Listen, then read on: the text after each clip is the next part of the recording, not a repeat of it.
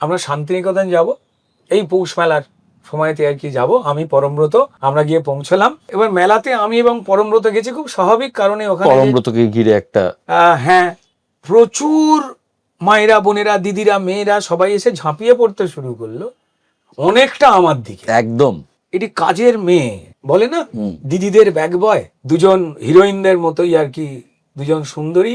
ওই পৌষ মেলার মাঠ একদম আলোকিত করে ফেলেছে, সবার নজর তাদের দিকে। তাদের ব্যাগ বই ছিল ওই কাজের মেয়েটি, তাদের সে হঠাৎ করে আমায় দেখতে পেয়ে ব্যাগগুলো ফেলে দিল, ফেলে দিয়ে আমাকে জাপটে জড়িয়ে ধরলো আর ছাড়তে চাইছেন, এবং মেয়েটা জড়িয়ে ধরে দেখলাম কাঁদছে।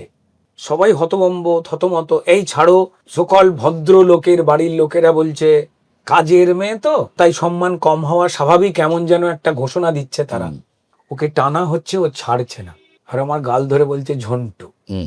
আমি সেদিন বুঝতে পেরেছিলাম যে ও জিতে গেছে, যে তোমরা কাজের লোককে অপমান করো, অসম্মান করো, সমান সম্মান দাও না তো, আর এই লোকটাকে তোমরা ভালোবাসো যে আমার ফ্রেটার্নিটির লোক, আমাকে রিপ্রেজেন্ট ও করছে, আমার, তোমাদের নয়।